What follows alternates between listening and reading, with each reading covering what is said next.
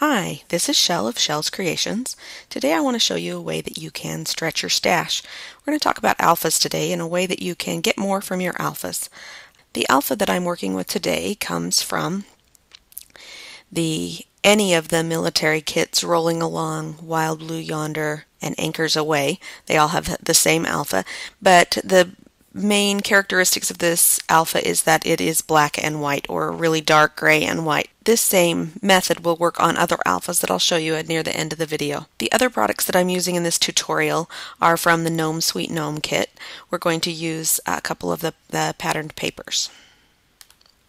Okay, I just picked one letter to start with. If I were doing this for a layout, I would do each of the letters, and I do them individually. If you merge the overlapped layers and then apply this trick, it doesn't look as nice. So I would be sure that you do it to each layer, but it's not very complicated and doesn't take very long. Okay, let's start with this patterned paper that's plaid. And my only concern with this plaid paper is that by the time I put it on the R, you'll only see bits of the plaid. So the first thing I'm going to do is resize it. The image size, I think on this one, let's go down to about 4 inches square. 4 inches will be plenty of space to cover my whole R, but it will give me more of the plaid on the R. Let's drag that down onto our R. Okay, we want to clip it to the R, so I'll hold down Alt, and when I'm over the break between the two layers, I get that little 2 circle symbol, and that will help me clip it to it.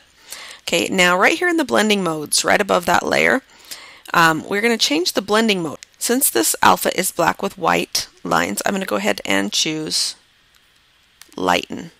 What that means is that this layer will show up anywhere it is lighter than the layers below it, and so it's lighter than the black, so it shows up. That's it. That's all there is to it. Now I want to show you another way that you can use it. So let's delete that layer. Okay, let's say that instead of having little white lines, we wanted to have black lines showing up around the outside. And the first thing we need to do is invert. Invert is a filter. So under filters, under adjustments, it's right here, it's invert. But you'll notice that it also works with Control or Command I. So Control or Command I will change it to white with dark. And you'll notice if you look at this that it's actually not white, it's a gray. But I have an adjustment for that I'll explain later.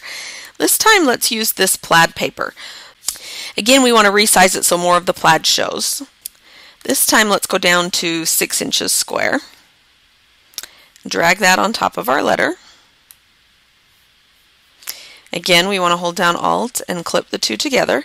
And this time, because it's the white that I want to cover up, make sure that we're on our red layer. Because it's the white I want to cover up, instead of choosing Lighten, I want to choose Darken.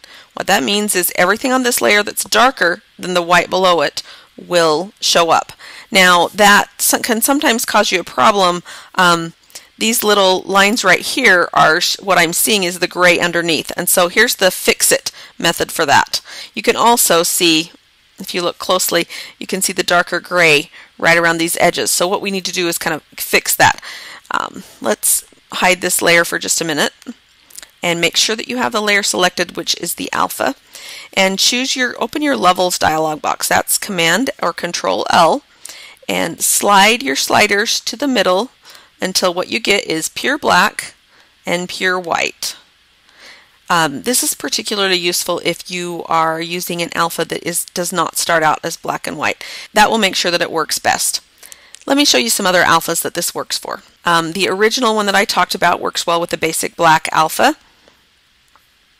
The same concept works on the trail alphas. If I were using one of these, I'd be inclined to use probably one of the brown ones, and I would use that levels dialog box to change it so it's super dark and white, and then that one would work well. The alpha in Kick-It is black and white and works well for this tutorial, or for this method. The happy alphas are black and white and work great for this method. The second method that I showed you where it's light on dark, you can accomplish that one with the sunny side up alpha. Again, you need to use the levels dialog to adjust it so that you get dark and light. and the Alpha in Chillin' and Grillin' works great for that. So there's a tutorial that will work with a lot of the different alphas, a neat way that you can stretch your stash so that you can have a different look to some of the alphas. If you like this tutorial, make sure you subscribe to my YouTube channel using the link up above. If you'd like to see this tutorial in print, I have screenshots for this tutorial on my website. The link is in the description below.